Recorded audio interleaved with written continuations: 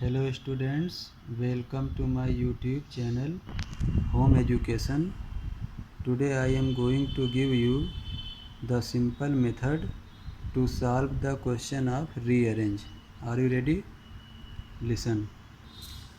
Rearrange का question solve करने के लिए हमें कुछ पॉइंट जानने बहुत ज़रूरी हैं, जिनमें पहला पॉइंट है नॉलेज ऑफ फ्रेज। तो नॉलेज ऑफ फ्रेज में आप ये जानिए कि फ्रेज एक वाक्य का एक सेंटेंस का पार्ट होता है। इसका कंप्लीट सेंस नहीं होता है, इसका पूर्ण अर्थ नहीं होता है, यह सिर्फ सेंटेंस का पार्ट होता है। जैसे एक एग्जांपल देखिए, in the garden. In the garden क्या है? फ्रेज है। अब इसको एक सेंटेंस में देखिए, he is walking in the garden. समझ गए? तो he is walking in the garden, तो इस सेंटेंस में इन द गार्डन क्या है? फ्रेज। इसी तरीके से या इसी तरह से बहुत से सेंटेंस होते हैं जिनमें फ्रेज होते हैं। तो सबका एग्जाम्पल देना तो संभव नहीं है, तो आप फ्रेज की तैयारी करिए। दूसरा पॉइंट सुनने के लिए तैयार हो जाइए। दूसरा पॉइंट है नॉलेज ऑफ एडजेक्टिव। एडजेक्टिव की जानकारी। तैयार हैं सुनने के लिए? सुनिए। सबसे पहले एडजेक्टिव की डिफिनेशन आप जानिए। An adjective is the word which defines noun और प्रोनाउन। ओके, ये रही एडजेक्टिव की परिभाषा। एग्जाम्पल आप जानते हैं, गुड, बैड, टॉल, शॉर्ट, ये सब एडजेक्टिव वर्ड्स हैं। सेंटेंस में देखिए, Ravi is a good boy. तो इस सेंटेंस में गुड क्या है? एडजेक्टिव है, आप अच्छी तरह जानते हैं। तो इस तरीके से एडजेक्टिव में आगे जानकारी लीजिए। एडजेक्टिव में आगे जानकारी हम आपको दे रहे हैं, आपको बताना चाहते हैं।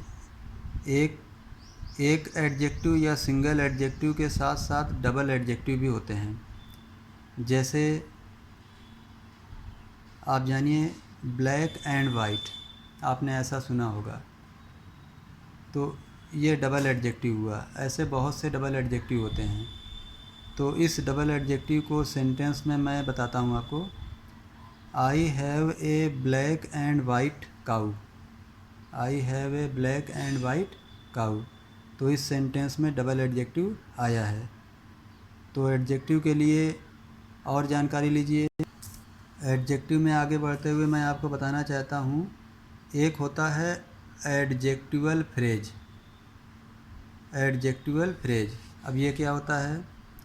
जब ग्रुप ऑफ वर्ड्स किसी नाउन को क्वालिफाइज करते हैं तो उसे एडजेक्टिवल फ्रेज कहते हैं। अब ग्रुप ऑफ वर्ड्स क्या होता है, क्या कहलाता है? फ्रेज कहलाता है। यानी जब कोई फ्रेज किसी नाउन को क्वालिफाइज करता है तो उसे एडजेक्टिवल फ्रेज कहते हैं। अब एग्जांपल सुनिए। एग्जांपल है, doctor Amarnath Singh is my friend. Doctor Amarnath Singh the director of Amarnath mass tutorial is my friend. Doctor Amarnath Singh the director of Amarnath mass tutorial is my friend. अब इस एग्जांपल में एडजेक्टिवल फ्रेज कहाँ है?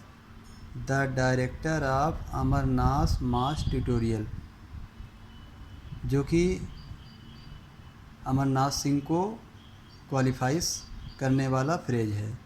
तो इसे बोलते हैं एडजेक्टिवल फ्रेज। तो एडजेक्टिवल फ्रेज की जानकारी आप अच्छी तरह से ले लीजिए। एग्जाम्पल आप समझ गए ना? डॉक्टर अमरनाथ सिंह ये नाउन हुआ। अब इसको क्वालिफाइज करने वाला फ्रेज क्या है? The director of Amarnath mass tutorial, ये फ्रेज हुआ। इज माई फ्रेंड, ये वर्ब से लिंक हुआ। तो इस तरीके से एडजेक्टिवल फ्रेज को आप अच्छी तरीके से जानें, तभी जो है रीअरेंज का क्वेश्चन सॉल्व कर पाएंगे। आगे जानकारी लीजिए। आगे की जानकारी मैं बताना चाहता हूँ, एक होता है एडजेक्टिव क्लॉज।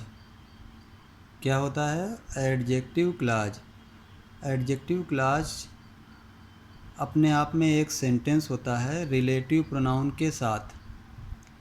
एडजेक्टिव क्लॉज अपने आप में एक सेंटेंस होता है रिलेटिव प्रोनाउन के साथ और वो किसी नाउन को क्वालिफाइज करता है, इसे बोलते हैं एडजेक्टिव क्लॉज। अब एग्जाम्पल के बारे में जानकारी लीजिए। जैसे एग्जाम्पल सुनिए, give me the little coffee that you have. Give me the little coffee that you have. यहाँ पर जो है that you have, that relative pronoun हो गया, यू हैव अपने आप में एक सेंटेंस हो गया और ये किसको क्वालिफाइज कर रहा है? कॉफ़ी को। Give me the little coffee, coffee noun हो गया, दैट यू हैव, ये दैट रिलेटिव प्रोनाउन हो गया, यू हैव अपने आप में एक सेंटेंस हो गया। हमेशा जो है एडजेक्टिव क्लॉज में क्या होता है कि कोई नाउन को क्वालिफाइज करता है एक सेंटेंस और वो भी रिलेटिव प्रोनाउन के साथ होता है।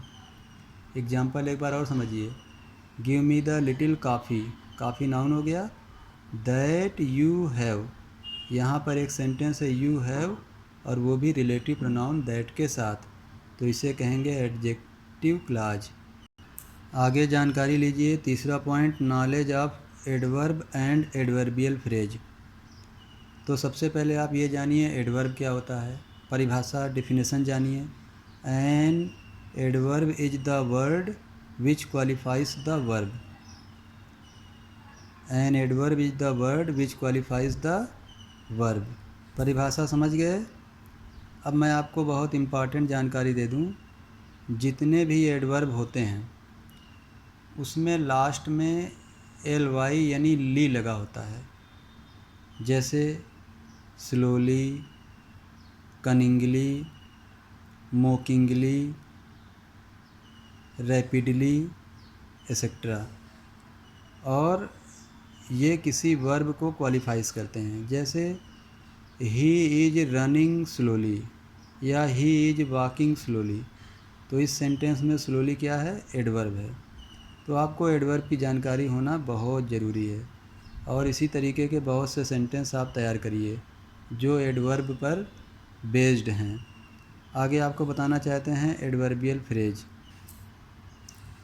एडवर्बियल फ्रेज भी एडवर्ब की तरह ही होता है, लेकिन अंतर ये होता है कि एडवर्ब एक शब्द का होता है, लेकिन एडवर्बियल फ्रेज जो है ग्रुप ऑफ वर्ड्स होते हैं जो किसी वर्ब को क्वालिफाइज करते हैं। जैसे मैं आपको एग्जांपल दूं, in no time. In no time का मतलब होता है बहुत जल्दी। जैसे she completed her work in no time. She completed her work in no time, यानी उसने अपना काम बहुत जल्दी कंप्लीट कर लिया। इस एग्जांपल को समझ गए? तो इन नो टाइम ये है ग्रुप ऑफ वर्ड्स जो कि वर्ब कंप्लीटेड को क्वालिफाइज कर रहा है, तो इसे बोलेंगे एडवर्बियल फ्रेज। जानकारी आप एडवर्बियल फ्रेज की ज़्यादा से ज़्यादा लेने की कोशिश करें। फिर आपको रीअरेंज का क्वेश्चन सॉल्व करने के लिए अगला पॉइंट है नॉलेज ऑफ सिंपल सेंटेंस, यानी आपको सिंपल सेंटेंस की जानकारी होना बहुत ज़रूरी है। अब सिंपल सेंटेंस क्या होता है ये आप इसको पढ़िए या फिर आप हमारे चैनल को सब्सक्राइब कर लीजिए और आप हमसे कमेंट बॉक्स में पूछ सकते हैं। हमसे व्हाट्सएप पर भी आप पूछ सकते हैं, हर तरीके से आप पूछ सकते हैं। तो सिंपल सेंटेंस की जानकारी आपको होना बहुत ज़रूरी है। फिर भी मैं आपको सिंपल सेंटेंस की जानकारी यहाँ थोड़ी दे रहा हूँ, तो जानिए सिंपल सेंटेंस क्या होता है। सिंपल सेंटेंस ऐसे प्रत्येक सेंटेंस को कहते हैं जिसमें सिर्फ एक फाइनाइट वर्ब होता है, जिसमें सिर्फ एक मेन वर्ब होता है और एक से ज़्यादा मेन वर्ब नहीं होता है, यानी एक सब्जेक्ट होता है और उस सब्जेक्ट का एक वर्ब होता है, उसे बोलते हैं सिंपल सेंटेंस। ठीक है, तो आपको सिंपल सेंटेंस की जानकारी होना ज़रूरी है। अब एक एग्जांपल मैं आपको बताता हूँ। एग्जांपल देखिए सिंपल सेंटेंस का। Going to garden she plucked the flower. अब इस सेंटेंस में देखा जाए तो एक सब्जेक्ट है शी और उसका वर्ब है प्लग्ड। ठीक है, एक सब्जेक्ट और एक वर्ब, यानी मेन वर्ब है प्लग्ड, और इसमें कहीं भी कोई वर्ब नहीं है, इसलिए ये सेंटेंस कहलाएगा सिंपल सेंटेंस। ऐसे बहुत से सिंपल सेंटेंस हैं जिनका एग्जाम्पल तो मैं यहाँ बैठ कर नहीं बता पाऊँगा। आप सिंपल सेंटेंस को ज़्यादा से ज़्यादा पढ़िए, तब जो है आप रीअरेंज के क्वेश्चन को सॉल्व कर पाएंगे। आगे आपको 5वां पॉइंट है knowledge of non finite verb, यानी कि आपको नॉन फाइनाइट वर्ब की जानकारी होना बहुत ज़रूरी है। अब नॉन फाइनाइट वर्ब क्या होता है, आइए जानें नॉन फाइनाइट वर्ब क्या होता है। तो नॉन फाइनाइट वर्ब कई होते हैं, जिसमें से हम आपको एक एक करके बताते जा रहे हैं। सबसे पहला है V1, यानी वर्ब की फर्स्ट फॉर्म। तो ध्यान से सुनिए मैं क्या बताता हूँ। जब V1 यानी वर्ब का फर्स्ट फॉर्म मेन वर्ब का काम न करे, जब V1 यानी वर्ब का फर्स्ट फॉर्म मेन वर्ब का काम न करे, बल्कि वो एक नाउन की तरह काम करे। किसकी तरह काम करे? नाउन की तरह काम करे, तो उस V1 को बोल देंगे नॉन फाइनाइट वर्ब। ठीक है, अब एग्जाम्पल सुनिए। एग्जाम्पल है आई नीड योर हेल्प। अब इस सेंटेंस में ध्यान दीजिए, सब्जेक्ट है आई, सब्जेक्ट का मेन वर्ब है नीड, क्लियर है। बाकी योर हेल्प, यहाँ पे हेल्प आया है, अगर आप देखें तो हेल्प भी जो है V1 है। तो हेल्प जो है वर्ब का फर्स्ट फॉर्म है, लेकिन इसका कोई सब्जेक्ट तो है नहीं, तो इसलिए ये मेन वर्ब नहीं कहला करके नॉन फाइनाइट वर्ब कहलाएगा। समझ गए एग्जाम्पल को? आई नीड योर हेल्प, तो यहाँ पर इस सेंटेंस में जो हेल्प है वो नॉन फाइनाइट वर्ब कहलाएगा। क्यों कहलाएगा नॉन फाइनाइट वर्ब? क्योंकि इसका कोई सब्जेक्ट नहीं है। जिस वर्ब का सब्जेक्ट नहीं होता उसे नॉन फाइनाइट वर्ब कहते हैं। आगे सुनिए, नॉन फाइनाइट वर्ब में आगे सुनिए जिरंड। जिरंड क्या होता है? जिरंड कहते हैं V4 को। V4 का मतलब वर्ब का चौथा फॉर्म, चौथा फॉर्म का मतलब होता है ING फॉर्म। जिरंड का हिंदी में अर्थ होता है ना नी ने, जैसे वॉकिंग टहलना, सिटिंग बैठना, रनिंग दौड़ना। जब ना नी ने का सेंस आता है तो वो जिरंड कहलाता है, और जिरंड जो है मेन वर्ब नहीं कहलाता है। क्यों नहीं कहलाता है? क्योंकि जिरंड का कोई सब्जेक्ट नहीं होता है, बल्कि वो खुद ही सब्जेक्ट बनता है किसी वर्ब का, या फिर ऑब्जेक्ट बन सकता है। जैसे smoking is injurious to health, तो इस सेंटेंस में स्मोकिंग क्या है? जिरंड। धूम्रपान करना स्वास्थ्य के लिए हानिकारक है। Smoking is injurious to health, तो यहाँ पर स्मोकिंग जो है जिरंड है। इस स्मोकिंग का कोई सब्जेक्ट नहीं है, इसलिए ये नॉन फाइनाइट वर्ब कहलाएगा। आगे सुनिए, नॉन फाइनाइट वर्ब में आगे सुनिए पार्टिसिपल। अब पार्टिसिपल क्या होता है?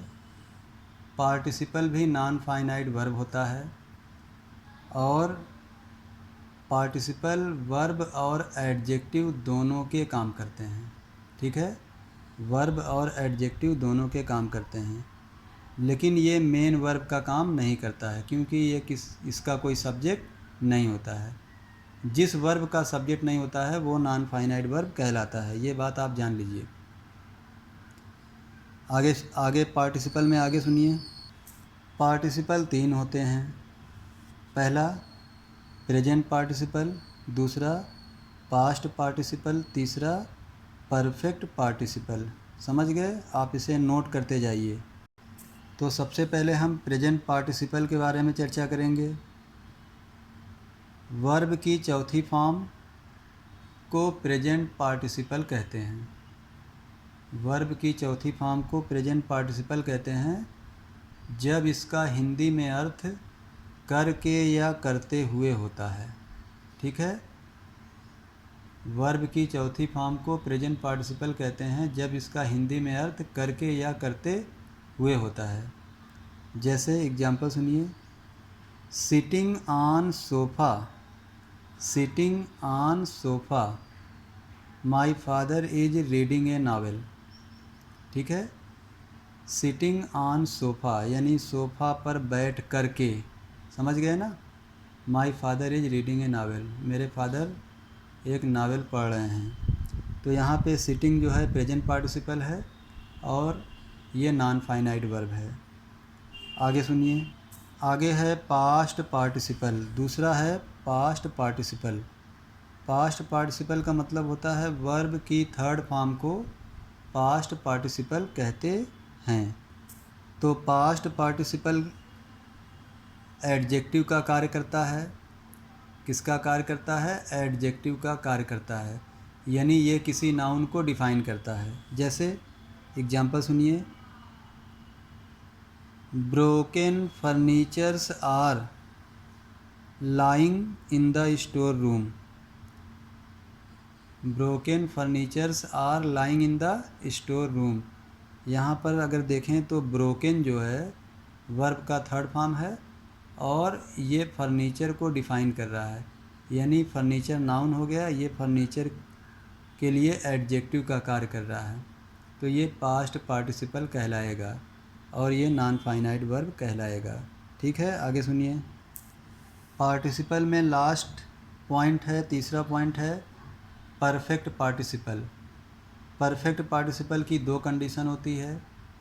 पहली कंडीशन होती है, सुनने के लिए तैयार हो जाइए, हैविंग प्लस वर्ब की थर्ड फॉर्म, पहली कंडीशन, और having plus been plus verb की थर्ड फॉर्म दूसरी कंडीशन होती है। आगे सुनिए, जो परफेक्ट पार्टिसिपल होता है पहली वाली कंडीशन को एक्टिव कंडीशन कहते हैं और दूसरी वाली कंडीशन को पैसिव कंडीशन कहते हैं। अब आगे सुनिए, जैसे एग्जांपल सुनिए, having completed her homework she went to market. अब इसमें देखिए हैविंग के साथ वर्ब का थर्ड फॉर्म आया है, पहली कंडीशन हो गई, having completed her homework she went to market. तो यहाँ पर परफेक्ट पार्टिसिपल का पहली कंडीशन है, एक्टिव कंडीशन है। अब दूसरी पैसिव कंडीशन सुनिए, दूसरी कंडीशन का एग्जांपल है, having been rewarded he felt proud, having been rewarded he felt proud. तो हैविंग बीन रिवार्डेड का मतलब होगा पुरस्कृत हो करके, ही फेल्ट प्राउड, उसने प्राउड यानी गर्व महसूस किया, यानी पुरस्कृत हो करके, यानी कि वो किसी के द्वारा पुरस्कृत हुआ, तो ये पैसिव कंडीशन कहलाएगी। तो इस तरीके से आपने पार्टिसिपल के बारे में समझा, जाना। पार्टिसिपल तीन होते हैं, तीनों के बारे में मैंने आपको बता दिया, इसे नोट करते जाइए। फिर आगे हम चलेंगे, अगला पॉइंट है नॉलेज ऑफ कॉम्प्लेक्स सेंटेंस। अब ये कॉम्प्लेक्स सेंटेंस क्या होता है ये आपको जानना ज़रूरी होगा। कॉम्प्लेक्स सेंटेंस का मतलब ऐसा सेंटेंस जिसमें दो सब्जेक्ट और दो मेन वर्ब आएंगे, उसे कॉम्प्लेक्स सेंटेंस कहते हैं। ठीक है, दो सब्जेक्ट और दो मेन वर्ब आने वाले सेंटेंस को कॉम्प्लेक्स सेंटेंस कहेंगे। ठीक है, अब इसका एग्जांपल सुनिए, जैसे एग्जांपल सुनिए, if you work hard, if you work hard you will पास। अब इस सेंटेंस में कितने सब्जेक्ट कितने वर्ब? दो सब्जेक्ट दो verb. If you work hard, पहला सब्जेक्ट है यू और उसका वर्ब क्या है? वर्क। और दूसरा क्या है? दूसरा भी सब्जेक्ट यू है और उसका वर्ब क्या है? Pass. If you work hard you will pass. ठीक है, आगे सुनिए, आपका जो कॉम्प्लेक्स सेंटेंस होता है ये दो क्लाज में बटा होता है। कितने क्लाज में? दो क्लाज में, प्रिंसिपल क्लाज और सबऑर्डिनेट क्लाज। ऐसे जितने भी सेंटेंस होंगे जिसमें डबल सब्जेक्ट और डबल वर्ब होंगे, समझ जाइए उसमें 2 क्लाज होंगे, प्रिंसिपल क्लाज और सबऑर्डिनेट क्लाज। इसको ऐसे भी समझ सकते हैं। अब आप आगे सुनिए। आपको अगला पॉइंट है नॉलेज ऑफ कंपाउंड सेंटेंस, यानी आपको कंपाउंड सेंटेंस की जानकारी भी होना ज़रूरी है। अब ये कंपाउंड सेंटेंस क्या होता है? कंपाउंड सेंटेंस भी कॉम्प्लेक्स सेंटेंस की तरह ही होता है, यानी इसमें 2 क्लाज होते हैं, प्रिंसिपल क्लाज और सबऑर्डिनेट क्लाज, और इसमें भी 2 सब्जेक्ट और 2 वर्ब होते हैं। ठीक है, बस अंतर ये होता है कि इसके कंजंक्शंस अलग होते हैं। तो आप कंपाउंड सेंटेंस को पढ़िए। एक एग्जांपल बोल दे रहा हूँ, जैसे एग्जांपल सुनिए। She worked hard but she failed. तो 2 सब्जेक्ट 2 वर्ब आया ना। पहला शी ये सब्जेक्ट है, इसका वर्ब है वर्कड, और दूसरे वाले में शी और उसका वर्ब क्या है? फेल्ड। तो ये हुआ आपका compound sentence, she worked hard but she failed. इसी तरीके से बहुत से कंपाउंड सेंटेंस है, आप उसको पढ़ेंगे तब आपको रीअरेंज का क्वेश्चन सॉल्व करने में मदद मिलेगी। अब आप आगे सुनिए। इतना सब कुछ करने के बाद आप रीअरेंज का क्वेश्चन सॉल्व कर पाएंगे। और लेकिन लास्ट में मैंने एक पॉइंट और बताया है, उसको भी अगर आप सीख लेंगे तो आपको रीअरेंज का क्वेश्चन सॉल्व करने में बहुत ज़्यादा मदद मिलने वाली है। उसको भी सुनिए। लास्ट पॉइंट क्या है? Doing exercise of rearrange daily, यानी कि रीअरेंज की एक्सरसाइज आप डेली करिए। जैसे आप अनसॉल्व पेपर ले लीजिए या फिर कोई ग्रामर की बुक ले लीजिए, उसमें दिया गया रीअरेंज आप सॉल्व करिए। ऐसी बुक लीजिए जिसमें रीअरेंज का आंसर भी हो। आप एक रीअरेंज सॉल्व करिए और उसके आंसर से मैच कराइए, देखिए कि मैंने सही सॉल्व किया है कि नहीं। तो इसी तरीके से आप सॉल्व करते करते करते आप रीअरेंज को सॉल्व करने में एक्सपर्ट हो जाएंगे। तो ये एक अपने आप में भी एक अलग सा तरीका है। बहुत से स्टूडेंट इसको भी फॉलो करते हैं, बार बार रीअरेंज को सॉल्व करते हैं, एक्सरसाइज सॉल्व करते हैं और वो रीअरेंज को सॉल्व करने में एक्सपर्ट हो जाते हैं। तो ये थी जानकारी आपकी रीअरेंज को सॉल्व करने के लिए। तो ये वीडियो आपके लिए बहुत ही ज़रूरी है और आपके लिए बहुत ही अच्छा साबित होने वाला है। ग्रामर की किसी भी तरह की जानकारी के लिए आप मुझसे कमेंट बॉक्स में, मेरे YouTube चैनल के कमेंट बॉक्स में आप रिक्वेस्ट कर सकते हैं। आपकी रिक्वेस्ट पर मैं ग्रामर का उस टॉपिक पर वीडियो बनाकर भेज सकता हूँ।